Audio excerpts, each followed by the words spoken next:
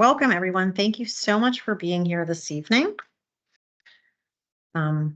Pittsburgh Regional Transit, we are embarking on a multi-year construction effort, investing more than $150 million to improve safety, reliability, and longevity of our light rail system. There are 10 major projects that will be outlined in tonight's meeting. These are safety critical projects. So before we get started, I just want to run through a couple of housekeeping items for the meeting. So this meeting is being recorded. It will be placed in its entirety on the website after the meeting. For that reason, we're going to ask that you hold your questions until the end of the meeting so that the entire presentation can be placed without questions on the website. Closed captioning function is enabled. So if you would like to use that function, simply hover over the 3 dots and turn closed captioning on, and you should be able to see that. American Sign Language interpretation is also available. We have Summer Adams with us this evening, and we have already spotlighted her camera, so you should not need to do anything. Her screen should remain larger so that you can see her.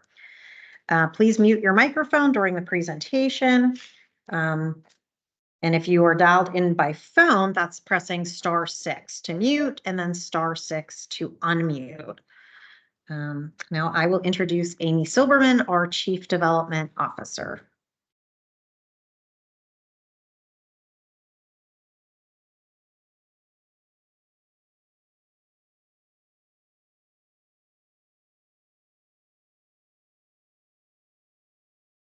Great.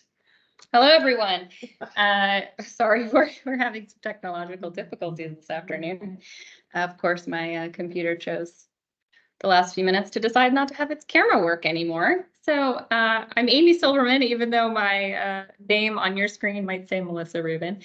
But my name is Amy. I am the Chief Development Officer here at Pittsburgh Regional Transit, and I'm going to give you all an overview of our 5-year light rail investment program tonight. So just give me one moment to share my screen.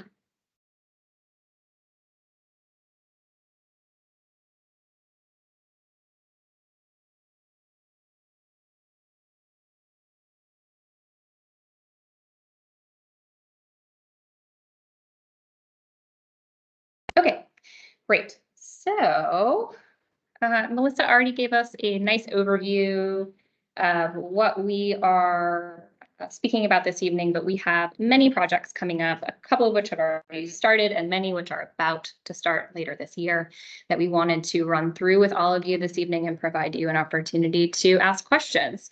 So the slideshow and information should take us 30 minutes or less to get through, and then we should have plenty of time for everyone to ask their questions and have an opportunity to be heard. So getting us going first with the very big picture, we have at PRT a very significant state of good repair backlog. There are many different projects that are on our list over the coming years that we hope to work through and rehabilitate or repair and bring back into a state of good repair. So those include pretty much all different components of our system, but with light rail specifically, we have lots of track work, lots of wire and overhead wire work, light rail vehicles themselves that need to be replaced at some point in the near future, as well as station work and platform work.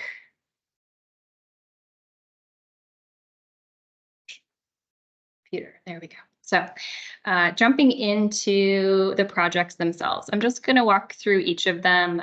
One that is, or a group of projects that's most notable due to its service impacts this summer, and then a few more that are happening in future years, and then we'll go into questions and answers. So the first is beginning very soon, but has already been underway, and that is our downtown Plinth Replacement project. So this actually began early last year. It's been ongoing for about a year, but it has been happening only during intermittent weekends.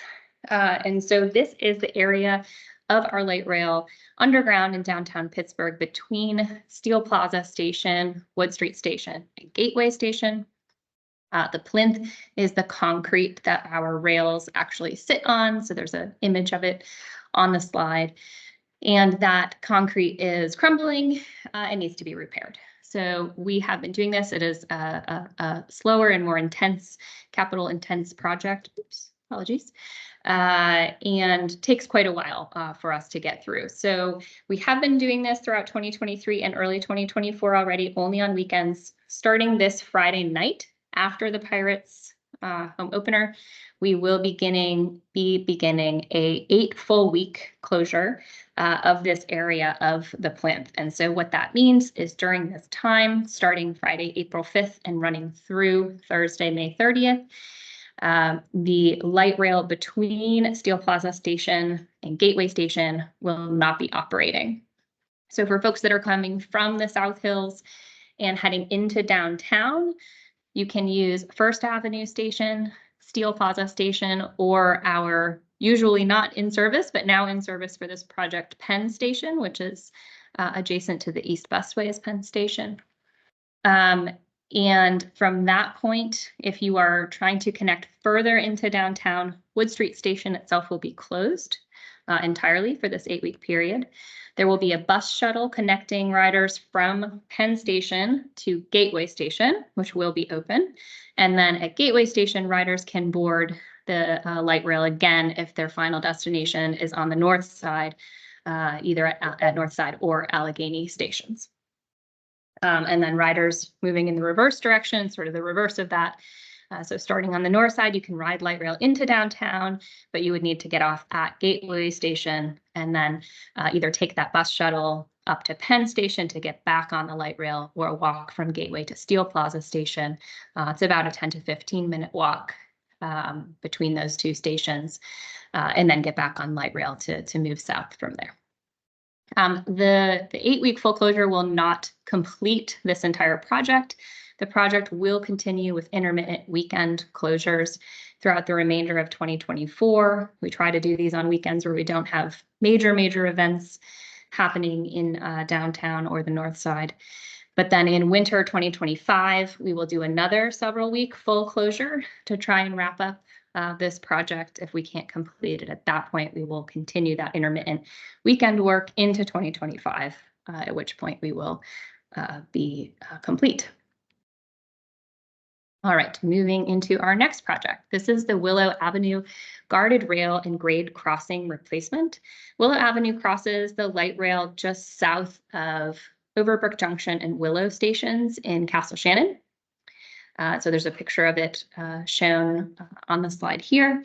During this replacement of our rail and the grade crossing, the area that the vehicles can cross over the rail on Willow Avenue, we will have a single tracking operation happening between Willow Station and St. Anne, or St. Anne Station and Overbrook Junction, depending on which line you are running north and south on.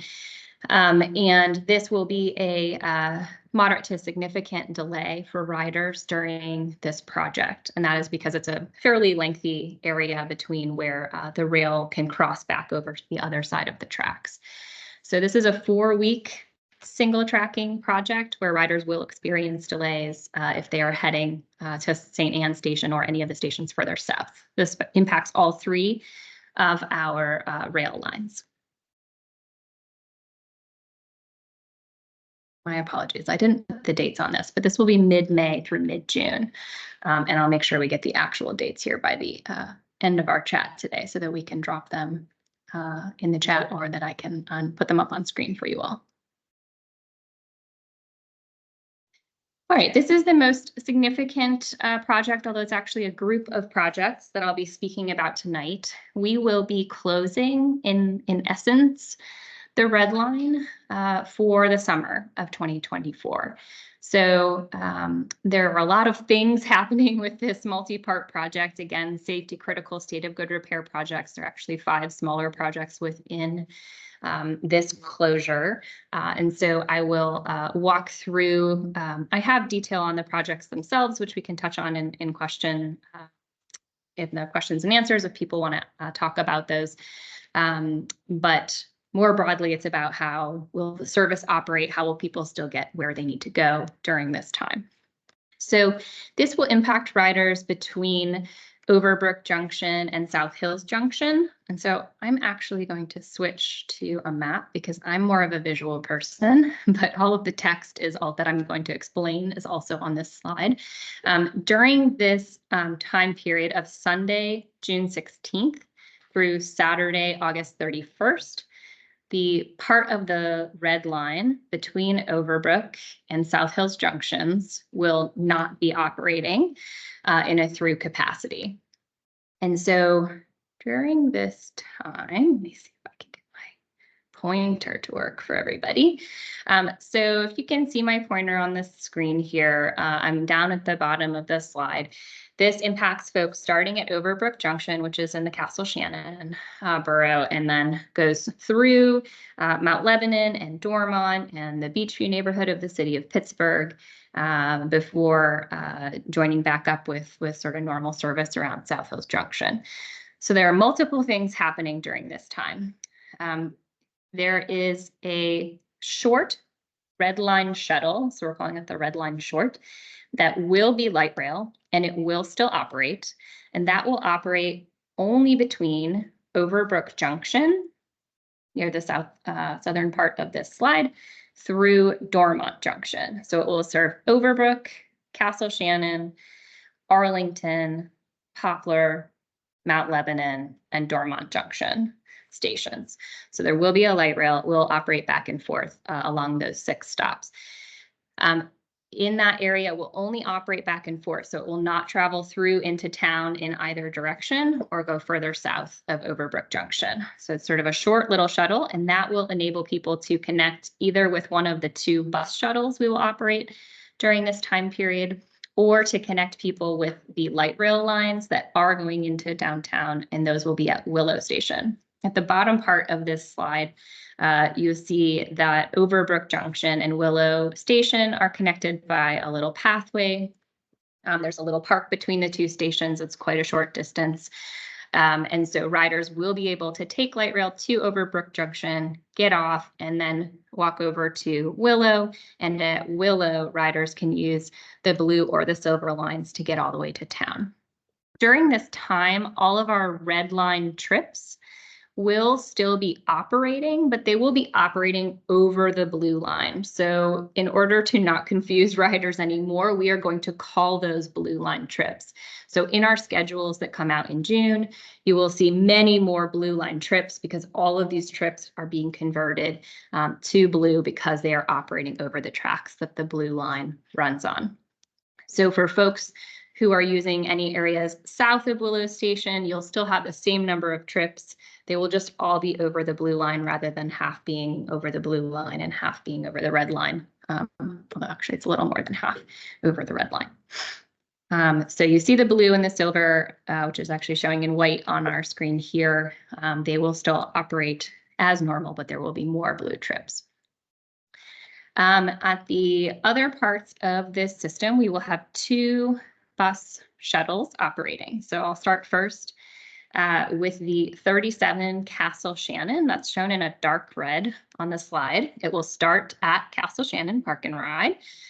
So it's named for its terminus point. So starting at Castle Shannon Park and Ride, it will follow Castle Shannon Boulevard and then connect with Shady Drive and Washington Road around Mount Lebanon Station, and then use West Liberty Avenue to travel through the areas of Dormont, Beachview, the edge of Brookline, and then we'll use our Mount Washington Transit Tunnel near South Hills Junction to travel through the tunnel, and will terminate at Station Square Station. So this bus shuttle will not operate all the way into downtown Pittsburgh. It will operate just across the river, the Mon River, from downtown. At Station Square Station, riders could then transfer to light rail, to another bus that is going into town from Station Square Station, or could walk over the bridge into downtown if that was feasible for them and if that's your final destination. And then the other bus shuttle is the 42 Potomac. That bus shuttle will start at Potomac Station. So again, the bus shuttle is named for the place where it ends.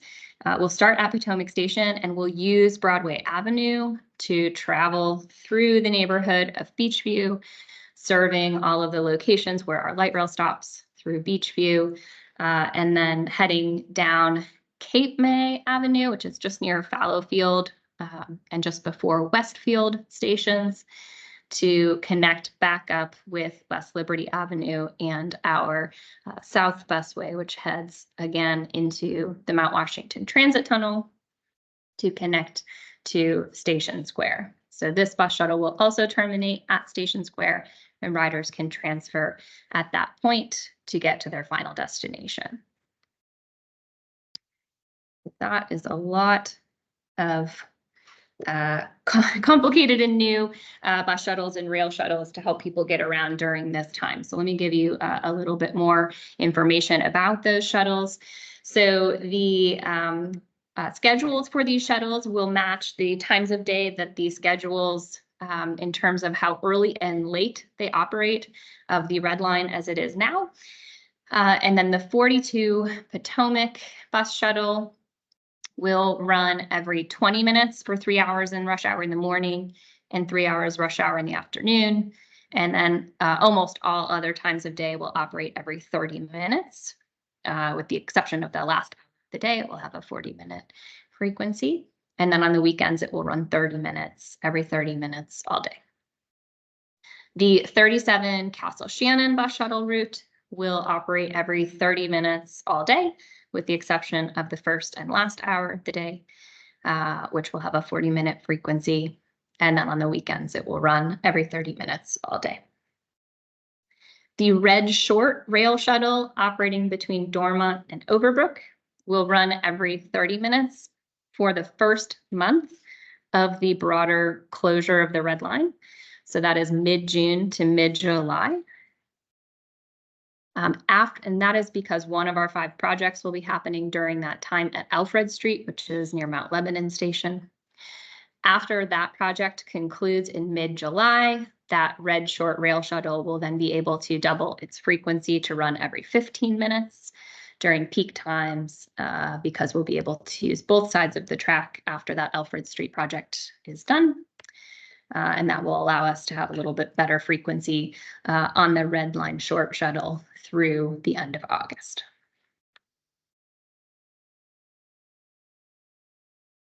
So staffing, we knew that we would have some questions about staffing as we continued to experience challenges with having enough bus operators to cover all of our services, and that includes shuttle services like these.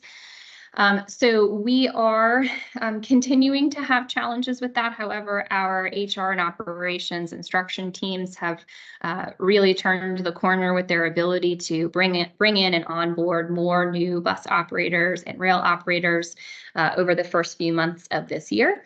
So from January through July, the teams are anticipating bringing in 150 new operators.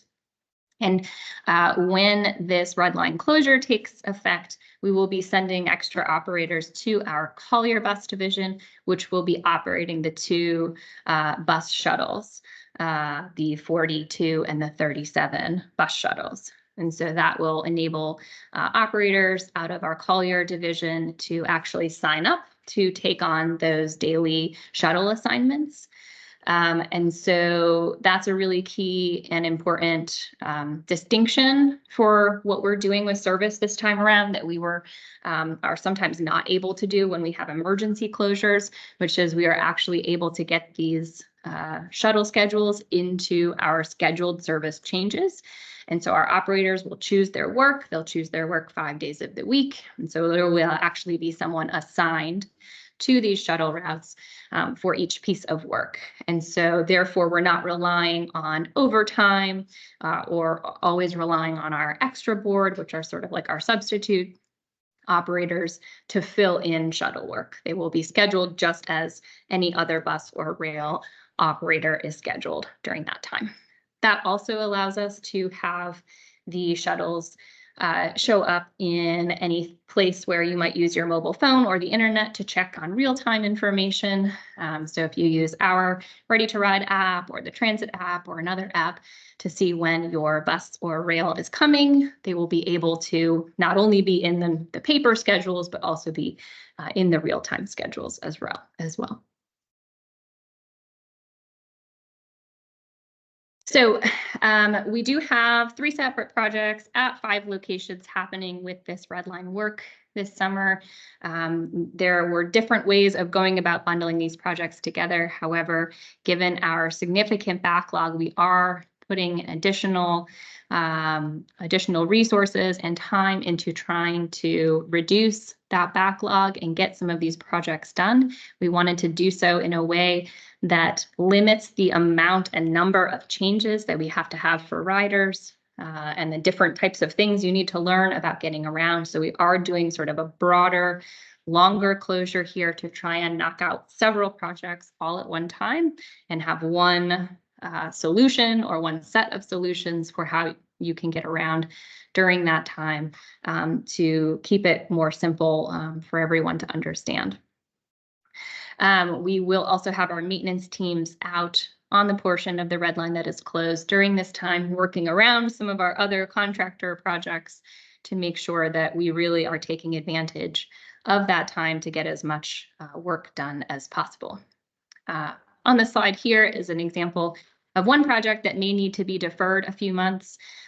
We were originally anticipating beginning our rebuilding of the Belasco stop into a station this fall, but it is now likely that this project will be pushed into the spring of 2025 so that we can get some of this other state of good repair work out of the way. And so we are continuing to look at how this project bundling impacts some of our other long-term project timelines on the light rail system, and we'll continue to keep the community updated on any of those changes. So, apologize, I have an old bullet point on this slide from our community meeting last week, but we had a meeting in Beachview, and tonight we are online here with all of you. We also have project information up on our website, and we are recording tonight's meeting so that we can place that on the website as well for anyone who wasn't able to tune in this evening. We will be putting up physical signs to help alert riders to these changes starting in later in May for the red line closure in particular. And we will be doing audio announcements as well. So our hope is that by mid-June, when the red line closure goes into effect, that people know exactly how they are to get around, and no one is surprised by those changes during that time. So that covers 2024. I just want to touch briefly on 2 projects for 2025 and beyond, because they are our larger impact projects, or at least larger infrastructure projects.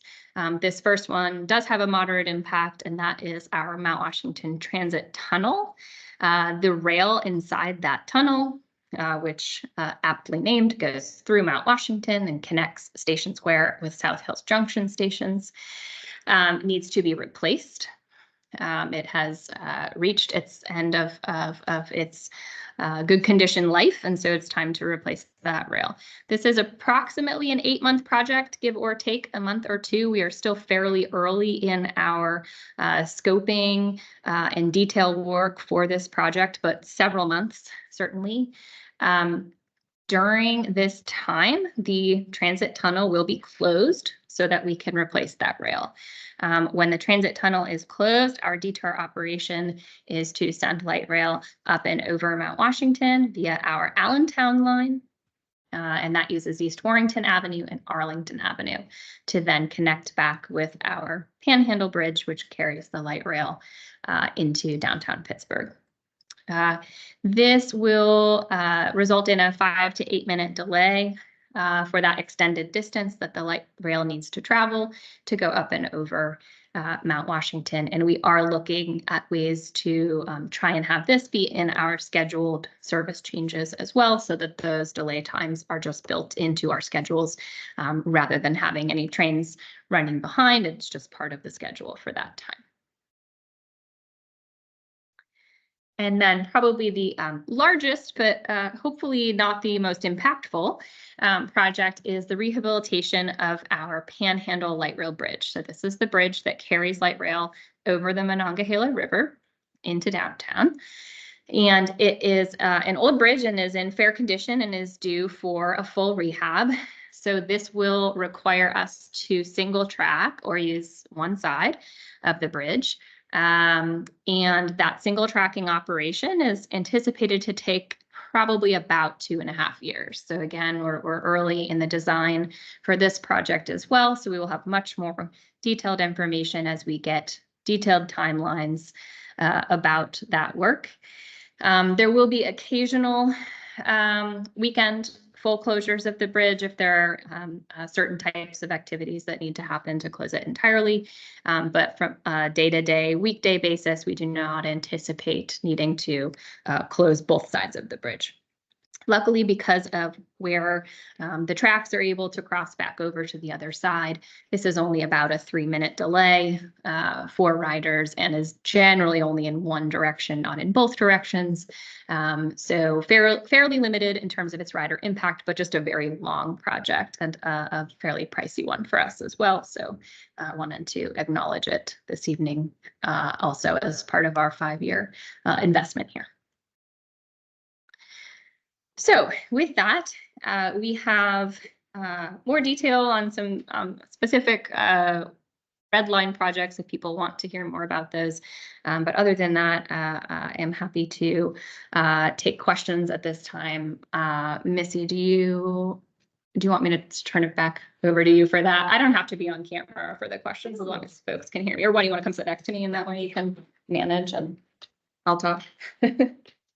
Again, for those who joined late, my camera decided to not work this evening. So Missy's being kind enough to let me use her laptop. Sorry, folks. Yeah, a little awkward. So we're going to go ahead and open the meeting up for questions. Please just raise your hand and we will call on you in the order that we see them. We will do our best to get to all of them. If we do run out of time, you can always call customer service or email them, which is, we can put it up there. It's customerservice@rideprt.org, and we can add that on the slide in a minute there. So we'll go ahead and take your questions. I do want to ask that, just out of respect to the number of folks here, we are going to ask that you limit your question to 3 minutes.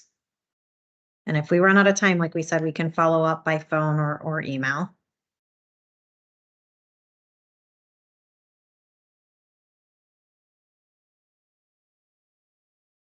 I'm not seeing any hands raised yet. Yep.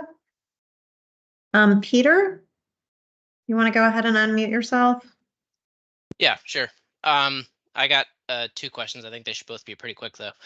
Are the 37 and the 42, those 2 bus shuttles that you're running, are those going to stagger? Just because with them both running at generally 30-minute frequencies, it'd be nice to have a choice, between one or the other, so we kind of get the same frequency that the red line normally runs on with 15 minutes.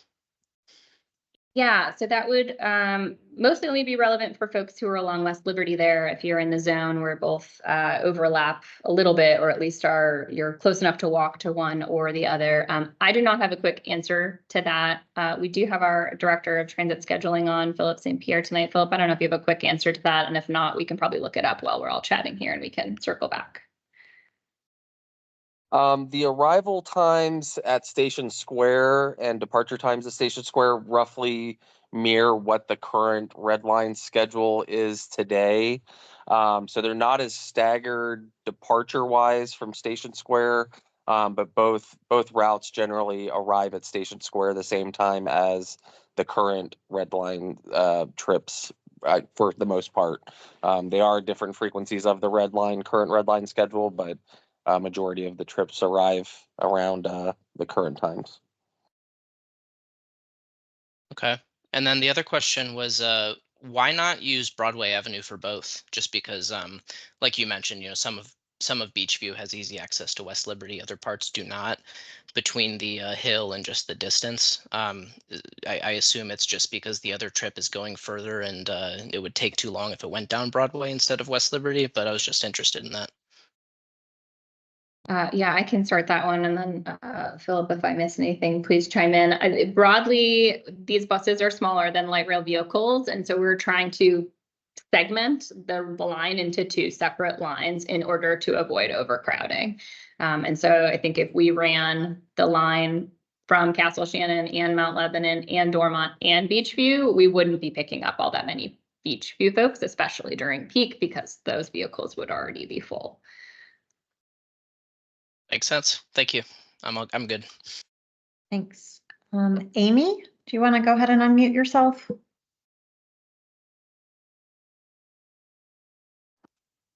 Thank you. Relating to the two shuttles, the 37 and 42, since they'll be ending at Station Square, and also noting that they're due at the same time at Station Square, do you expect crowding for folks who want to continue downtown? So great question. It's just going to depend on the moment and the moment of everybody's arrival, right? So broadly speaking, we have the same capacity on the light rail system as we will have today at Station Square. So all the number of trips passing through Station Square on light rail vehicles will be the same as it is today, because all of those red trips are getting converted to blue trips, and so they'll still pass through Station Square. So no, we don't anticipate overcrowding. Is it possible that, both bus shuttles could show up at the same time and there's one rail shuttle and we could have crowding? Yes, but we don't anticipate it in terms of sort of the regular flow of people that we see. We also do have several bus routes that serve Station Square on the street there at East Carson Street. So that's also, another option for folks as well, just with, probably whatever one comes first or whichever one is easiest for you to access. Erica? Hi, thanks. My question's related to the downtown work for Gateway. I know you mentioned having a shuttle from Penn over to Gateway. Is there going to be a cost for that? Is that a free shuttle or is it a fare charge? That is a great question. I believe right now that is a free shuttle, but I could be speaking incorrectly. So let us get the answer to that for you before we leave tonight. Thank you.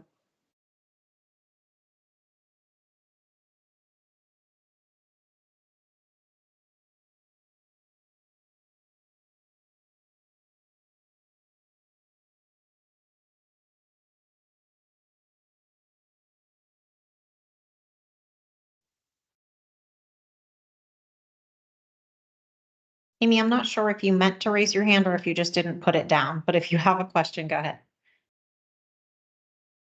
I do. And I know this has been asked before, but I just want to ask again, particularly for Beachview residents who a lot of them are transit dependent and also cash payers. Is there going to be any way to support help in transferring? Because, a lot of people now will be forced to transfer to another mode, and I don't know, it can be an extra expense for those people. Yeah, understood. So we heard about that at our Beachview meeting as well. And so that is something that we are looking at internally right now to see if we have any flexibility in terms of the fares for the two bus shuttles and the Red Line short shuttle. So we hope to have more information about that here in April, before the month of April is out, but I don't have a great answer on it yet tonight. We will make sure that we update the website as well as any communication materials that go out if anything about that should change. Right now, absent something changing, it would be a typical payment method as you would pay any other transit vehicle. So if you're getting on the bus or rail, if you're paying cash, you'd have to pay cash twice. If you were using your card, you have the ability to tap again within 3 hours of your first tap, and it will not charge you an additional fare. Thank you.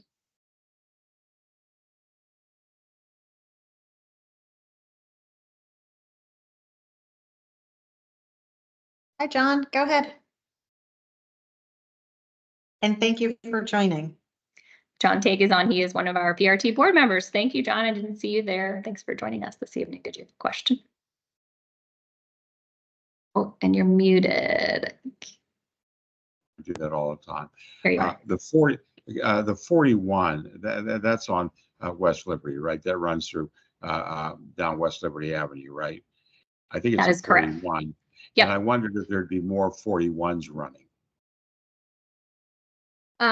There will not be, I don't believe, Philip, correct me if I'm wrong. So we are keeping the 41 schedule as is. We did talk about whether it was worth making the 42, or the, sorry, I guess the 37, a variant of the 41 to help people understand that they could take either of those.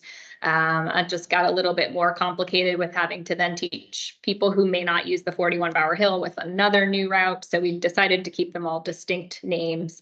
But Philip, we're not increasing trips on the 41. Is that correct? That is correct. Yeah, we these shuttles by themselves are creating a lot of required work, and we just didn't have the resources to add additional trips on the 41. Okay, But it thanks, is Doug. a helpful note, I think, to everybody riding, especially if you're near West Liberty Avenue, that our 41 Bower Hill does also operate there. And I think that's an important point that we can add to our communication materials as well to help people to know that that bus route is also an option.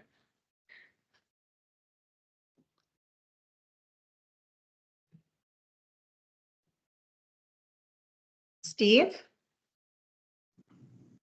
Hey, thanks for doing this, guys. I know you had cost estimates on some of the projects, but I'm wondering for, I think, the 5 projects along the red line, the cost estimate for all those, and then the Mount Washington Transit Tunnel Closure Project, if you have a cost estimate there too. Yes, the answer is yes. We do have the cost estimate for all of those. I think the broader question is if I have them all right now.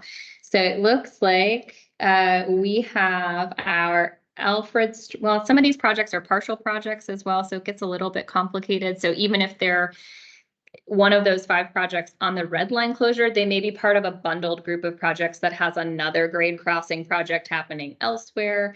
Greg, I think you're on. Greg is our chief engineer, so overseeing all of this construction work.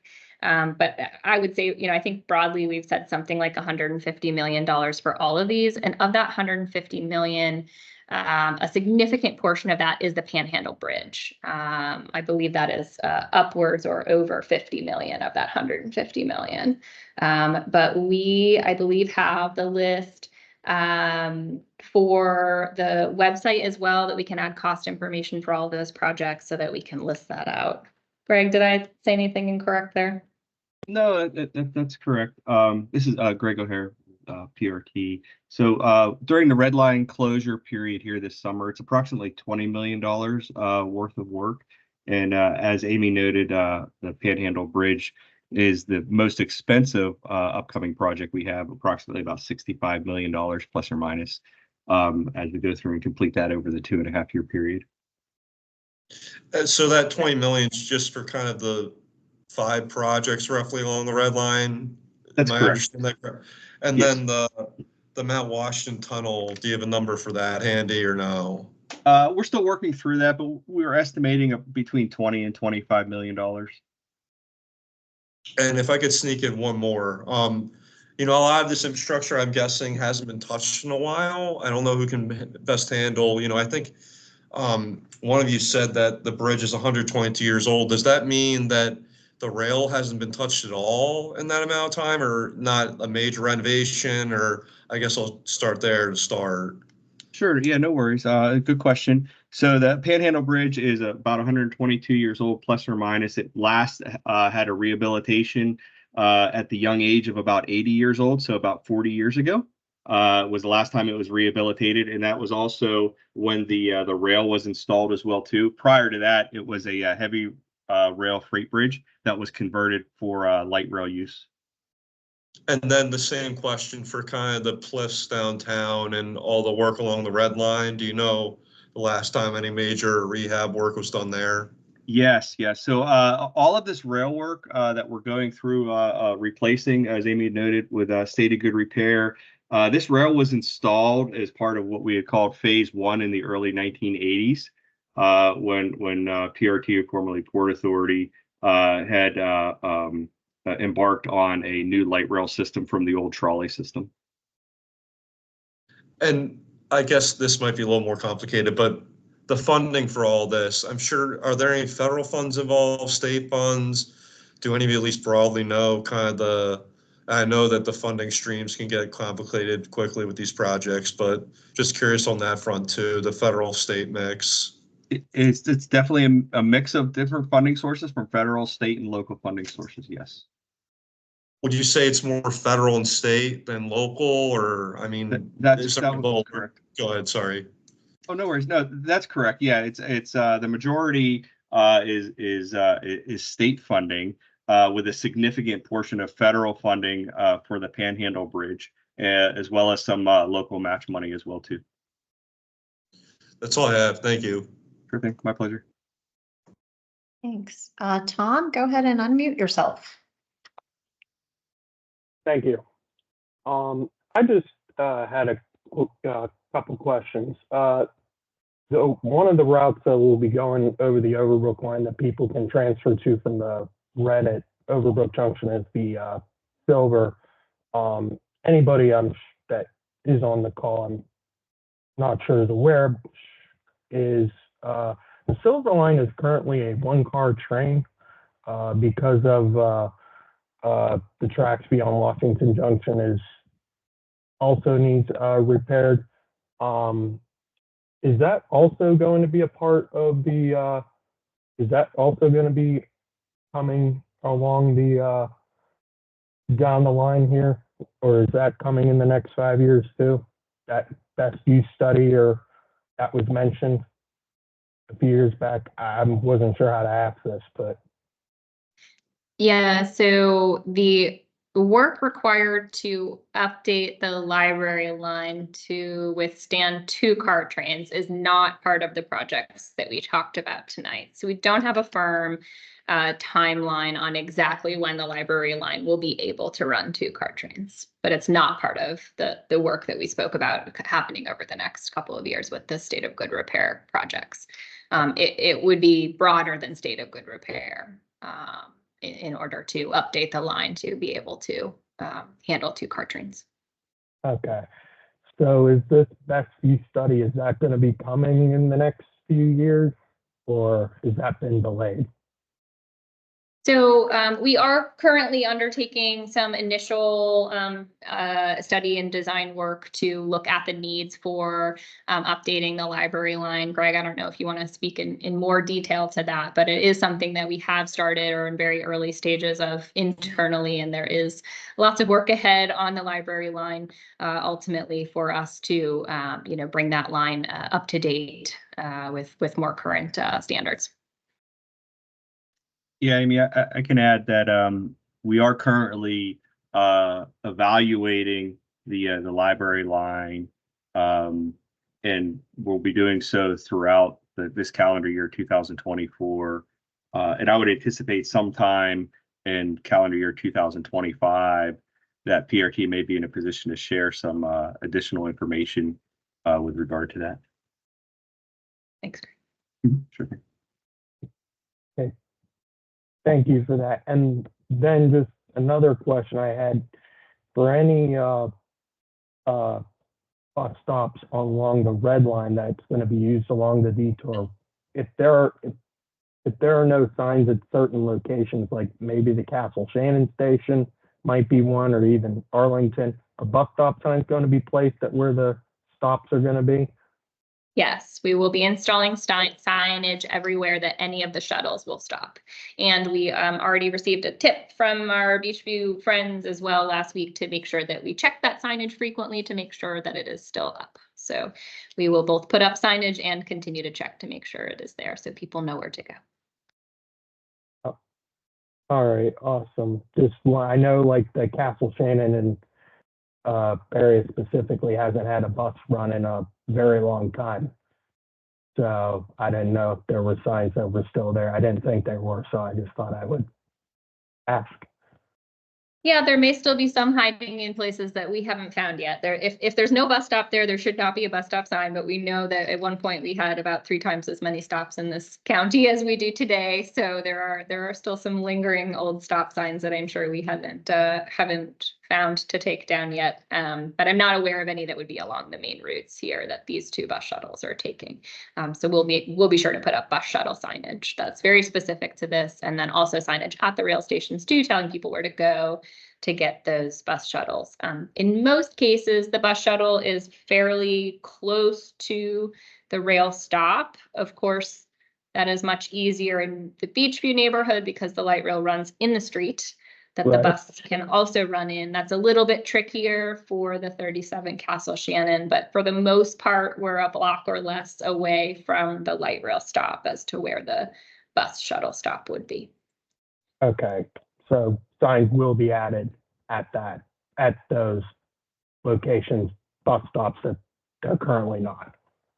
Correct, on both the inbound and outbound sides. On the street, we will add shuttle bus stop signs. Yep. Awesome.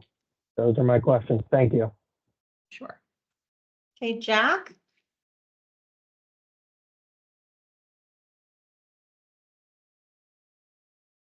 Jack looks muted. Now you're There. muted. Can you hear me now? Yes. My question is this. So the rail lines are going to run to Penn Station, right?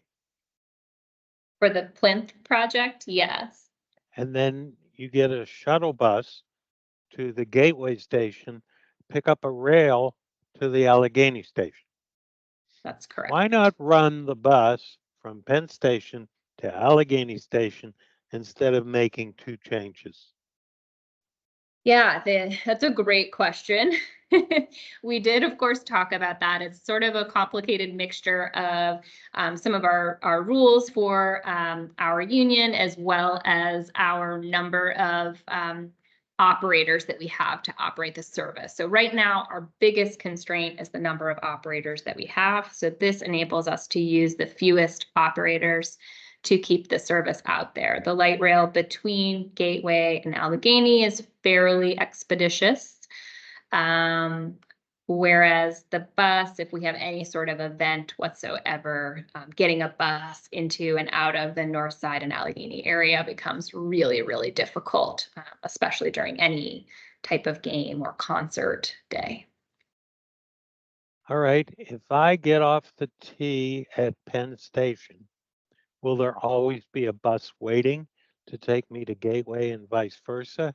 Or am I going to have to stand and wait 10 or 15 minutes or whatever to catch the bus?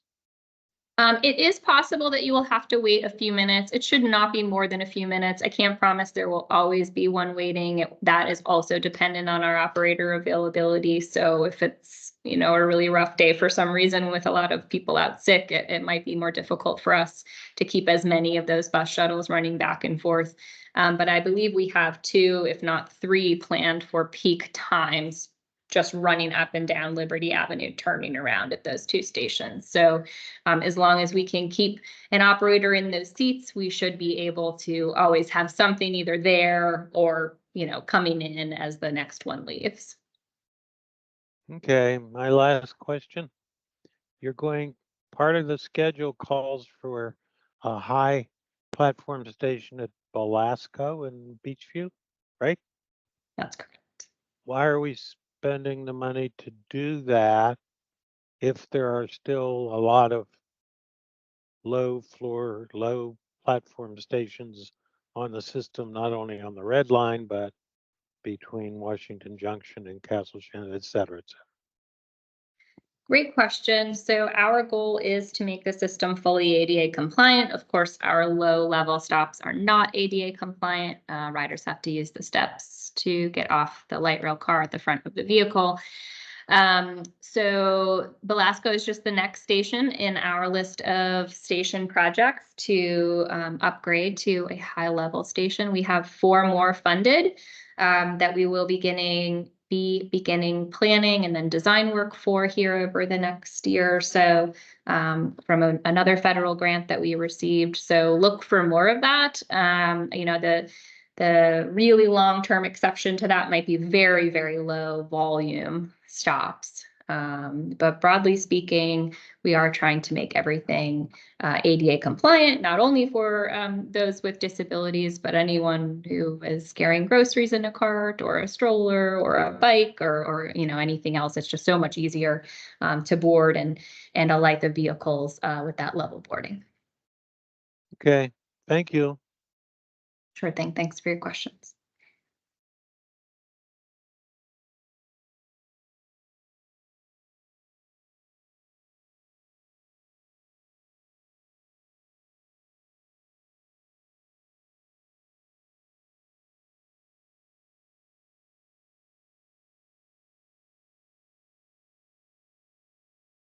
Any other questions that we can answer this evening? I did get an answer on, I can't recall who asked the question, but the bus shuttle for the Plinth project is free in downtown. That takes you between Penn Station and Gateway Station. So there's no charge to using that shuttle. And then of course, Gateway is also in the free zone for light rail, so there's no charge to board at Gateway to ride to the north side as well.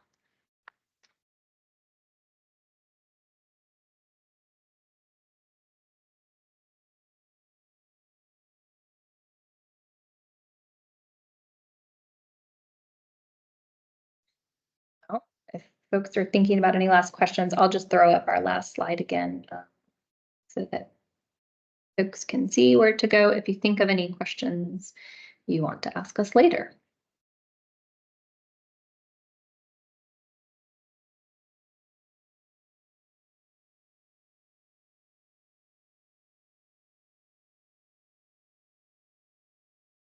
So once again, just in case those who are listening aren't looking at a slide, if you do have any more questions that you think of later, you can always call customer service at 412-442-2000, or you can also email customerservice@rideprt.org.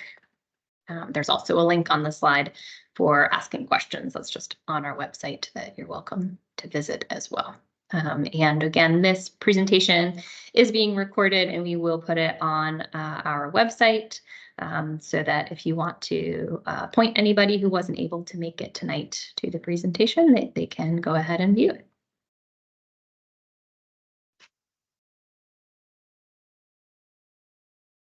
All right. Well, with that, I'll thank everyone for your time this evening. I hope everyone is staying safe out there. I don't see any impending terrible storms in downtown Pittsburgh, which is where we are right now, but I hope everyone else is doing well with today's weather. And continue to let us know if you do have any questions about these upcoming projects, and check out our website or give us a call if there's anything else we can do. And then look for signage and audio information to begin showing up for the Red Line closure project a few weeks before that project begins. And please tell everyone you know about it. The more people that know about it in advance, the easier it will be when it gets going, so that we can get everybody where they need to go starting on June 16th. So thank you again so much. We'll be sure to keep you all posted. We'll plan for another update on our light rail program probably later this fall or early winter to get everyone prepared for projects in 2025 and beyond, just to keep you all posted. And with that, we'll close out. So thank you all.